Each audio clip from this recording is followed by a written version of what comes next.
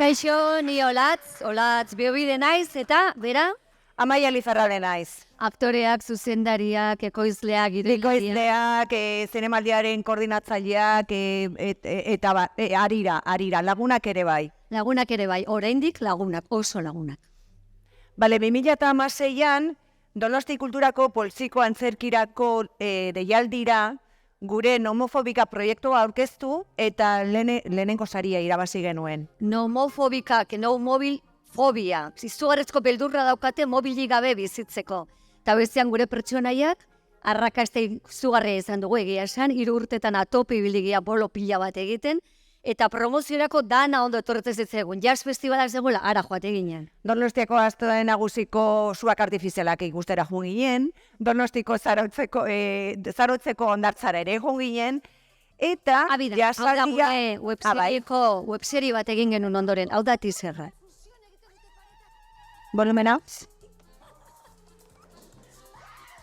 6 atal dira, 5-10 minutura ez dire iristen, eta nahi badituzue, hortxe dituzue YouTubeen ikusteko. YouTubera joan zaitezkete eta jarri nomofobikak webseria eta 6 kapituluak agertuko zaizkizue. Eta hori dira gure amonak, oso garrantzitsuak dira guretzat, eta besteak beste promozio lan horietan, Zarauzko ondartzara joan ginen, eta dana primeran etortu zitzegun. Antxe zegoen Melies zinemari buruzko horrelako performance instalazio bat, eta antxe egon ginen pixkatxo bat promozio lanetan. Antzerki egiten ginela, Belen Cruz zegoen gurekin ere, baina gero telesaila grabatzen eta ekoizten hasi ginean, ja Olatz eta Bio geratu ginen.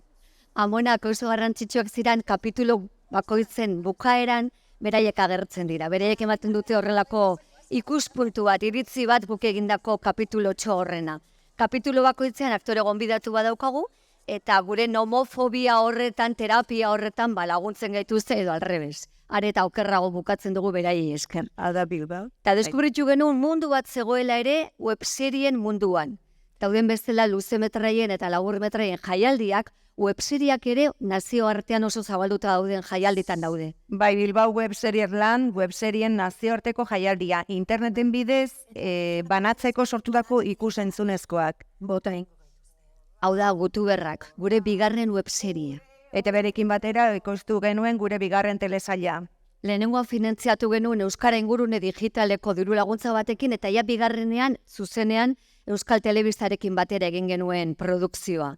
Eta hemen, ikusten duzuen bezala, 5 pertsona daude, hor izugarrizko etxe polit bat utzi ziguten lokal bat, tabakalera ondoan, eta ziren ematen du, 5 pertsona horiek familia bat direla, baina polikinaka deskubritzen duzu, garela gubiok, 2 lagun arazo ekonomikoekin, beraien seme-alaba nerabeekin, eta amona batekin elkartzen direla, baina amonak horrek ez dauka dirurik, ez du pagatzen, eta etxetik botana gaituzte, stop kaleratzeak, desauzioak. Sari pila irabazi genuen ere webserie honekin. Eman zeiguten euskerazko telesailerik onenetakoa, gero ere errealismo saria, eta hautatuta izan ginen Miami festivala eta Alemaniako festivalara joateko zuzenean.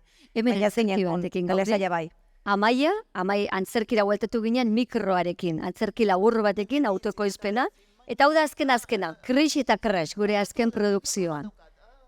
2016an egin genuen bezala, iaz aurkeztu genuen Crash eta Crash proiektua eta lehenengo sari ere eman ziguten.